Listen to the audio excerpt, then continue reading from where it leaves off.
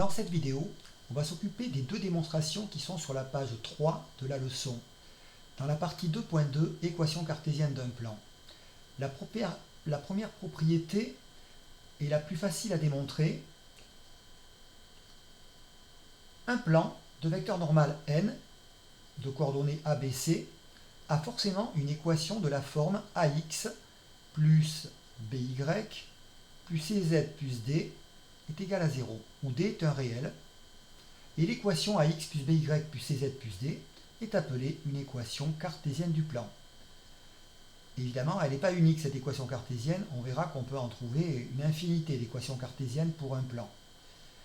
Alors la démonstration n'est pas très difficile, elle est faite ici, mais j'ai envie de la reprendre en faisant un petit schéma. Tout simplement, je dessine mon plan P, je sais qu'il a pour vecteur normal le vecteur n, j'ai le point A qui est dans le plan, qui est fixé, et le point M, lui, c'est un point qui est variable dans le plan. Donc je peux dessiner le vecteur AM, et évidemment, le fait que le point M, il appartienne au plan, ça se traduit en disant que le vecteur AM est tout simplement orthogonal au vecteur n, puisque le vecteur n est normal au plan. Donc ça veut dire que toute droite qui est dirigée par le vecteur n est orthogonale au plan. En particulier, ces droites seront orthogonales à la droite AM. On traduit ceci en disant que le vecteur AM, scalaire le vecteur n, est égal à 0. Donc on a un produit scalaire nul. Alors en utilisant les coordonnées du vecteur AM et celles du vecteur n, c'est très facile à voir. Ça fait x moins xa fois petit a, plus y moins yk fois petit b, plus z moins za fois petit c est égal à 0. Il n'y a plus qu'à développer x fois xa. Voilà. Après, on a ici le y fois yb, on a le z fois zc. C'est ce qui apparaît dans le début ici de l'équation, en fait. Et puis, il va vous rester, si je change de couleur, ce serait mieux, le moins xa fois a, le moins yk fois b, le moins za fois c. Et ça se met tout au fond de l'équation, là, tout à la fin. Hop, c'est le d. Évidemment, tout ça va être égal à 0. Et donc, on appelle tout ce qui est dans la parenthèse, on l'appelle d. Et donc, ça montre bien qu'en fait, ce produit scalaire qui est nul, ça se traduit sous la forme d'une équation, d'une relation AX plus BY plus CZ plus D égale à 0. C'est ce qu'on appelle une équation cartésienne du plan. Alors la réciproque est un petit peu plus subtile. La réciproque, c'est la suivante. C'est qu'en fait, on a un ensemble E, on ne sait pas du tout si on a affaire à un plan. Et on vous dit que E, il a une équation de la forme AX plus BY plus CZ plus D est égal à 0. Avec les trois variables, les trois lettres A, B, C, non toutes nulles, d'accord? Eh bien, forcément, on va voir que cet ensemble E, c'est un plan, et en plus que ce plan, il admet pour vecteur normal le vecteur n de coordonnées ABC. D'accord? Alors, déjà, il faut bien comprendre pourquoi les trois lettres ABC ne sont pas nulles. Si elles étaient nulles, ici, on aurait quoi? On aurait 0 fois x plus 0 fois y plus 0 fois z plus d égale à 0. Ça donnerait d égale à 0. Donc ça n'aurait vraiment aucun intérêt. En plus, si d n'était pas égal à 0, ça serait une absurdité. Donc forcément, on doit se placer dans le cas où une des trois lettres est non nulle. Alors on va choisir la lettre A différente 0. Si c'était la lettre B ou la lettre C qui était non nulle, la démonstration serait à peu près équivalente. C'est juste un petit transfert dans les calculs. Alors, ce qui va se passer, c'est qu'en fait, on a notre ensemble E, on ne sait pas encore que c'est un plan, mais on va pouvoir fabriquer un point qui est dans l'ensemble. On va prendre le point de coordonnées moins d sur A, 0, 0. Pourquoi on peut diviser par A? Parce que A est non nul. Ça, c'est important. C'est le choix qu'on a fait. Si vous calculez AXA plus BYA plus CZA plus D, autrement dit, vous prenez le membre de gauche de l'équation de l'ensemble E. Eh bien, si vous remplacez XA par moins D sur A, YA par 0, ZA par 0, faisons le calcul, et ça va donner égal A fois moins D sur A, plus B fois 0, plus C fois 0.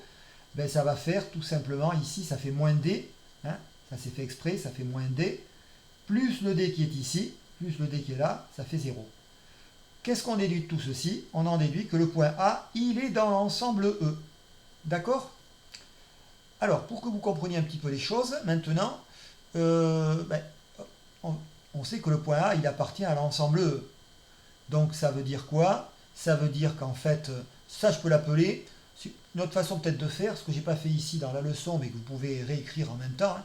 Ça, on peut l'appeler XA, c'est pas plus mal. Ça, c'est YA, et ça, c'est ZEA. D'accord? On peut laisser aussi moins D sur A, c'est pas gênant, hein. Donc, ce qu'on vient de voir, c'est que AXA plus BYA plus CZA plus D est égal à 0. Parce que le point A appartient à l'ensemble E. Mais si on prend un point M quelconque dans l'ensemble E. Le point M, il vérifie aussi l'équation qui est donnée en hypothèse. C'est-à-dire AX plus BY plus CZ plus D égale à 0. Alors là, j'ai deux relations. Hein, j'ai l'équation de l'ensemble E, et là, j'ai traduit le fait que le point A appartienne à l'ensemble E. Ces deux relations, en fait, elles sont intéressantes, elles se ressemblent. Vous voyez, il y a les A ici. Ce qui m'intéresse, c'est qu'il y a A ici, il y a A là, il y a ici les B, les uns sous les autres, là, les C. Ça ressemble un peu à un système, mais ce n'est pas un système, puisque la première ligne n'est pas forcément une équation. C'est une égalité avec un nombre qui est égal à 0. Donc ces deux relations, qu'est-ce que je vais faire? Eh bien, je vais les soustraire membre à membre. C'est pour ça que je mets un moins là, comme si je posais une soustraction. Je trace la barre ou le trait de soustraction. Et quand je vais faire la différence, qu'est-ce qui va se passer? AXA moins AX. Donc, ça va faire A facteur de XA moins X. Voilà. Après, ça va me faire un B facteur de YA moins Y, plus C, facteur de ZA moins Z. Et puis les D vont disparaître, c'est fait exprès, c'était mon but, hein, égal à 0. Voilà, donc là vous voyez que ça commence à ressembler à des choses intéressantes, parce que là on commence à voir apparaître les coordonnées du vecteur AM. Les coordonnées du vecteur AM, c'est X moins XA, Y moins YA et Z moins ZA. Alors là on a les opposés des coordonnées dans les parenthèses. Mais comme le tout est égal à 0, évidemment, on a le droit de changer sans problème les signes dans les parenthèses. Ici, ça va faire A facteur de X moins XA plus B facteur de Y moins YA plus C facteur de Z moins ZA est égal à 0. Voilà. Alors là, si j'avais écrit la première relation au-dessus, AX plus BY plus CZ plus D égale à 0, en faisant la soustraction, voilà, je la sors d'ici, vous voyez bien qu'on obtenait directement l'équation que j'ai écrite, qui vient d'être écrite ici. Alors maintenant, quel est l'intérêt de cette équation? Alors, c'est ce que j'ai fait ici, là, dans le document, mais en fait, tout simplement, on s'aperçoit qu'ici, ça correspond tout simplement au produit scalaire entre le vecteur AM et le vecteur N qui a pour coordonnées A, B et C. Et le vecteur AM, il a pour coordonnées X moins XA, Y moins YA, et ici Z moins ZA. D'accord? Et ce produit scalaire, il vaut combien? Il vaut 0. Voilà. Ça veut dire qu'en fait, le fait que le point M soit dans l'ensemble E, ça se traduit par le fait que ce produit scalaire vaut 0. Donc ça, c'est M appartient à l'ensemble E. On peut le marquer comme ceci, équivaut à dire ceci, qui équivaut à dire ceci, qui équivaut à dire ceci. Et bien ça veut dire quoi? Que le vecteur AM est orthogonal au vecteur N. Et tout simplement, si le vecteur AM est orthogonal à N, ça veut dire que finalement la droite AM est orthogonale à toute droite qui a pour vecteur directeur le vecteur N. Et bien ça veut dire que le point M, appartient bien au plan qui passe par le point A, passant par A, et de vecteur normal petit n. Voilà. Alors, la démonstration est terminée. Elle est un peu astucieuse, mais pas tant que ça. Donc, l'idée, c'est d'abord de s'inventer un point dans l'ensemble E. Voilà, c'est le point A. Une fois que l'on l'a, eh bien, on essaie de réécrire l'équation ici, AX plus BY plus CZ plus D égale à 0, on essaie de la réécrire sous la forme d'un produit scalaire qui est égal à 0. Et le but, c'est de faire disparaître le D.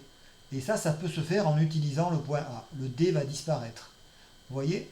Et à ce moment-là, eh bien, comme on s'est ramené à un produit scalaire de la forme AM scalaire n, vecteur n égale à 0, eh bien, ça permet d'en déduire que on a affaire à un plan qui était déguisé, en fait.